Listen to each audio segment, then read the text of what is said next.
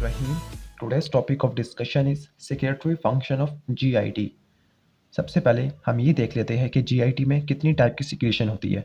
GIT में 3 type की secretion होती है, water and electrolyte, mucus, specialised organic molecule. सबसे पहले सिक्रेशन उसको बोलते हैं वाटर एंड इलेक्ट्रोलाइट। ये सिक्रेशन प्रोड्यूस होती है तमाम एपिथेलियल सेल से, इसके साथ साथ सलाइवरी ग्लैंड से, लीवर से और पेनक्रियाज से। अब इनके फंक्शन क्या होगा? अगर हम देखें वाटर की बात करें, वाटर के 3 फंक्शन होंगे।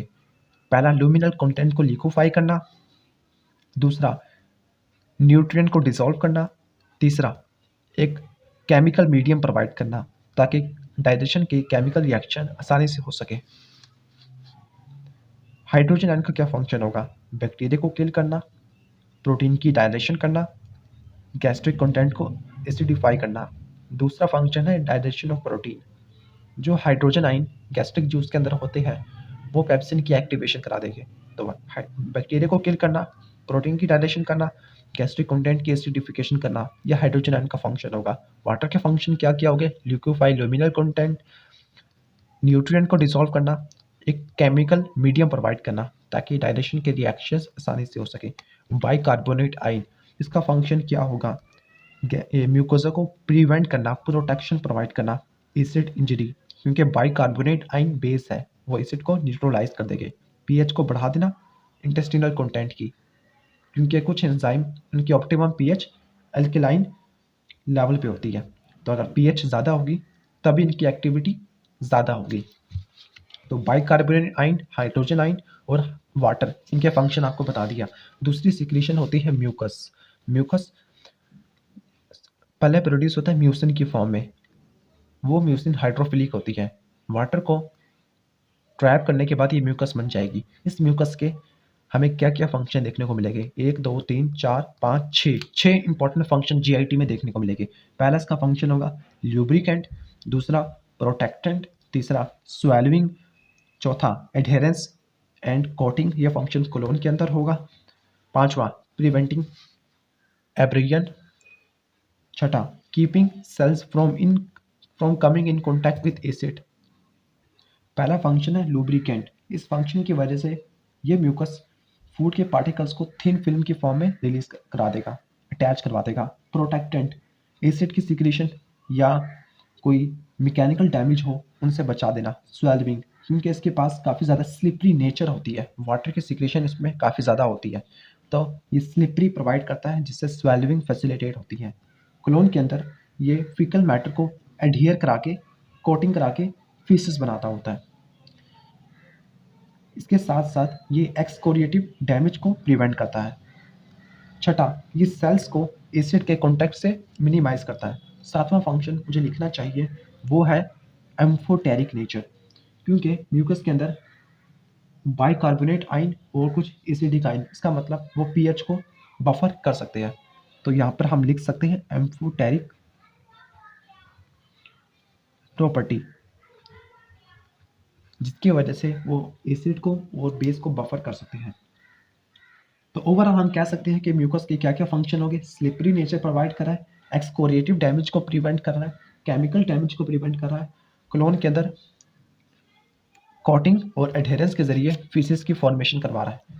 तीसरी सिक्रेशन है स्पेशलाइज्ड ऑर्गेनिक मॉलिक्यूल्स। उसमें होगी, पहला एग्जाम्पल है डाइजेस्टिव एंजाइम, जो कार्बोहाइड्रेट, प्रोटीन और लिपिड की डाइजेशन कराएगी। इसके साथ बाइल एसिड और intrinsic factor. Bile acid fat की, इंट्रिंसिक फैक्टर विटामिन B12 की एब्जॉर्प्शन कराएगा। तो ये था basic overview types of secretion का। इसके बाद हम देख लेते हैं ग्लैंड्स। जाहिर है सिक्रेशन किसी न किसी ग्लैंड से प्रोड्यूस हो रही होगी। जीआईटी में हमें 4 टाइप के ग्लैंड देखने को मिलते हैं। सिंगल सेल म्यूकस ग्लैंड, मतलब ऐसे ग्लैंड जो सिर्फ एक ही सेल के ऊपर मुश्तमिल हो गए, सिंगल सेल म्यूकस ग्लैंड। दूसरा एपिथेलियल इन्वेजिनेशन और पिट इनटू सबम्यूकोसा। तीसरा ट्यूबुलर ग्लैंड। चौथा कॉम्प्लेक्स ग्लैंड। पहली वैरायटी है सिंगल सेल म्यूकस ग्लैंड। इसमें जो सेल्स होते हैं उनको म्यूकस सेल्स या गोबलेट सेल्स कहते हैं। इन सेल्स की एक्टिवेशन होती है इरिटेशन की वजह से, कॉन्टैक्ट एक्टिवेशन की वजह से। ये सेल्स म्यूकस प्रोड्यूस करते हैं। उस म्यूकस के फंक्शन लुब्रिकेंट, और protective mucosal surface from excoriation and digestion, वही फंक्शन थे जो हमने पहले देख चुके हैं प्रीवियस पेज में। अब है पिट्स और एपिथेलियल इन्वेजिनेशन इनटू सब म्यूकोजा। अगर म्यूकोजा की एपिथेलियम की इन्वेजिनेशन हो, पिट्स हो, तो वहाँ पे जो स्पेशलाइज्ड ग्लैंड होती है वो स्मॉल इंटेस्टाइन की तरफ देखने को मिलते हैं। उसके अंदर वो उसको कहते हैं क्रिप्ट ऑफ लाइबरकन्स। वो डीप होते हैं और इसमें स्पेशलाइज्ड सिक्रेटरी सेल्स होते हैं। ये सेल्स सिक्रेशन प्रोड्यूस करते हैं। ये सिक्रेशन विलाई में जाकर एपिकल सेल्स में एब्जॉर्ब होती है। ट्यूबुलर ग्लैंड, ये स्टोमक है और अपर डुडिनम इसके अंदर होते हैं। इसकी एग्जांपल है ऑक्जेंटिक ग्लैंड जिनकी शेप ट्यूब्यूल लाइक होगी। कॉम्प्लेक्स ग्लैंड, इसके एग्जांपल लीवर जो बाइल प्रोड्यूस करता है, इसके अंदर हिपैटिक लोब्यूल होता है। पेनक्रियास, इसके अंदर पेनक्रियाटिक एसिलाई जिन्होंने पेनक्रियाटिक जूस प्रोड्यूस करना है। स्लाइवरी ग्लैंड जो कंपाउंड वैरायटी के ग्लैंड होते हैं, इन्होंने स्लाइवा प्रोड्यूस करना है। Next is stimuli for GIT gland activity. तीन तरह के स्टिमुलस होते हैं जीआईटी की ग्लैंड की एक्टिविटी को कंट्रोल करने के लिए। Local stimulus, autonomic stimulation, hormonal stimulation. सबसे पहले लोकल स्टिमुलेशन, अगर फूड के मालिक्यूल्स या फूड सब्सटेंस डायरेक्ट कांटेक्ट करे ग्लैंड के साथ तो उसको बोलते हैं टैक्टाइल एक्टिवेशन या कॉन्टैक्ट एक्टिवेशन। इसकी एग्जांपल होगी secretion of mucus by goblet cell. तो पहला लोकल स्टिमुलेशन हो गया। इसका मैकेनिज्म यहाँ से दिखा देता हूँ। फूड फूड ज़्यादा टैक्टाइल स्टिमुलेशन के जरिए भी काम कर सकती है, या फिर केमिकल इरिटेशन के जरिए, या फिर गट वाल की डिस्टेंशन। तो तीन स्टिमुलस बेसिकली आपको देखने को मिल सकती है। ओके, तो यहाँ पर मैंने बताया था गॉबलेट सेल्स का बताई थी स्टिमुलेशन। यहाँ पे मैंने बताया म्यूकस सेल और डीप ग्लैंड इन गट वाल, इनके स्टिमुलेशन तीन तरह के स्टिमुलस से हो सकती है। Tactile stimulation, chemical stimulation and distension of gut wall. तो ये था सिंपल म्यूकस ग्लैंड के लिए, ये कंपाउंड म्यूकस ग्लैंड के लिए और दूसरे ग्लैंड के लिए। Next is autonomic stimulation. Autonomic meaning that parasympathetic and sympathetic activation. Parasympathetic generally बात करें तो वो सिक्रेशन को बढ़ा देती है। सिंपैथेटिक अगर जनरली बात करें तो वो सिक्रेशन को कम करती है। पैरासिम्पैथेटिक इसकी देख लेते हैं न्यूरल स्टिमुलेशन डोमिनेंसी।